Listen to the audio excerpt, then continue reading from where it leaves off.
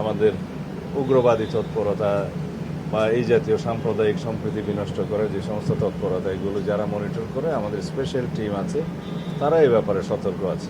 আওয়ামী লীগের এত মরদ আছে বলে তো আমার মনে হয় না। একে তো নিষিদ্ধ ঘোষিত দল, মাফিয়া শক্তি, তারা মাঝে মধ্যে বিদেশ থেকে উকিঝুঁকি দিচ্ছে, এর বেশি তৎপরতা তো দেখি না।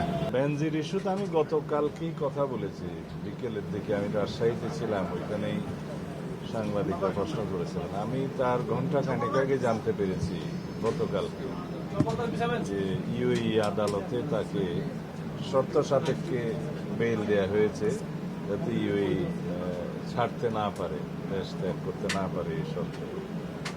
তা আমরা বিষয়টা জানার পরে আমাদের নিয়োজিত যে ল ফার্ম আছে তাদেরকে বিষয়টা জানিয়েছি। আর ইউএই অ্যাম্বাসেডারের সাথে আমাদের সচিব মহোদয় কথা বলেছেন, পররাষ্ট্র মন্ত্রণালয় অবগত আছে কি কি শর্তে তাকে জামিন দেওয়া হয়েছে।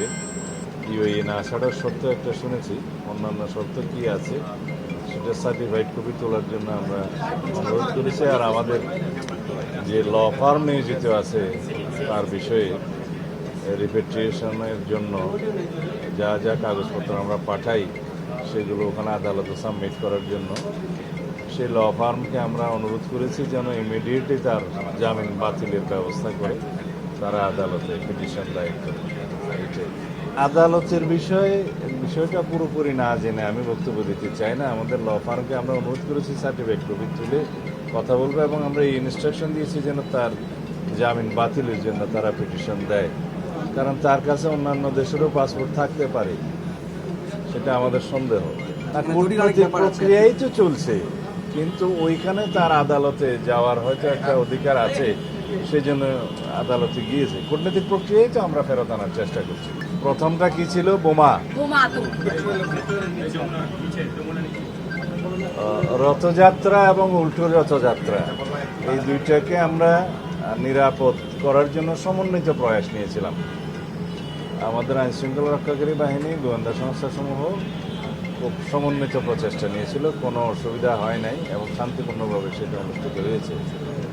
তবে দুর্ভাগ্যজনকভাবে উল্টো রথযাত্রার দিনে কমলাপুরের ওদিকে, মতিঝিলের ওদিকে একটা মেট্রো রেলের পিলারের নিচে একটা বোমা সদৃশ্য জিনিস পাওয়া যায়, একটা ছাতার মধ্যে। সেটা আমাদের আনসার দুইজন সদস্য এটা দেখার পরে পুলিশকে জানায়, পুলিশ এটা কর্ডন করে রাখে এবং এটা বোম ডিসপোজাল ইউনিট যে সেটা সরায় এবং পরে এটা বিস্ফোরিত করে। এতে করে খুব শঙ্কিত হওয়ার কোনো কারণ নাই।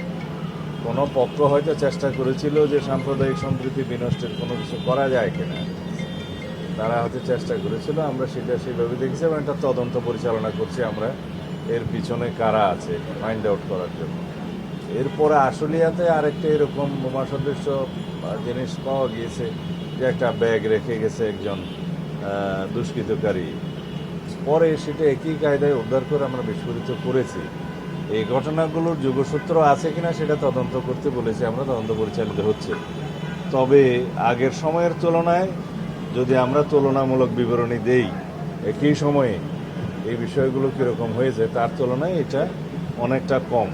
তবে আমরা সবসময় সতর্ক আছি এবং আমাদের এই জাতীয় বিষয়গুলো যারা অ্যাড্রেস করে আছি, এই আমাদের উগ্রবাদী তৎপরতা বা এই জাতীয় সাম্প্রদায়িক সম্প্রীতি বিনষ্ট করে যে সমস্ত তৎপরতা, এগুলো যারা মনিটর করে আমাদের স্পেশাল টিম আছে, তারা এই ব্যাপারে সতর্ক আছে। সাজিউগর মাননীয় প্রধানমন্ত্রীর সাথে কল আনার পরে নিজেই তো স্টেটমেন্ট দিয়েছেন যে তিনি বাংলাদেশের বর্তমান প্রধানমন্ত্রী জনাব তারেক রহমানের নেতৃত্বে আশাবাদী এবং আস্থাশীল, এবং যুক্তরাষ্ট্র আমাদের মাননীয় প্রধানমন্ত্রীর নেতৃত্বের প্রতি আস্থা রেখেছেন এবং তার নেতৃত্বে বাংলাদেশের অগ্রগতি সাধিত হবে তিনি আশা প্রকাশ করেছেন। কিন্তু তার মুখেরই কথা। আমাদের পুলিশ বাহিনীর মধ্যে একটা সবসময় চালু থাকে যাতে আনঅ্যাটেন্ডেড কোনো ভেহিকেল না রাখে। টিমের পুরো সদস্য যেন একসাথে চা না খেতে যায়, টিমের পুরো সদস্য যেন গাড়ি রেখে সবাই যেন একটু বিশ্রাম না করে, কেউ না কেউ গাড়িতে অ্যাটেন্ড করবে, সব জায়গায় যাতে সতর্ক অবস্থান করে। এটা নর্মাল প্র্যাকটিস, এটাকে অন্যভাবে নেওয়ার কোনো কারণ নেই। সতর্ক আমরা সবসময় আছি। আওয়ামী লীগের এত মরদ আছে বলে তো আমার মনে হয় না। একে তো নিষিদ্ধ ঘোষিত দল, মাফিয়া শক্তি, তারা মাঝে মধ্যে বিদেশ থেকে উকি ঝুঁকি দিচ্ছে, এর বেশি তৎপরতা দেখি না।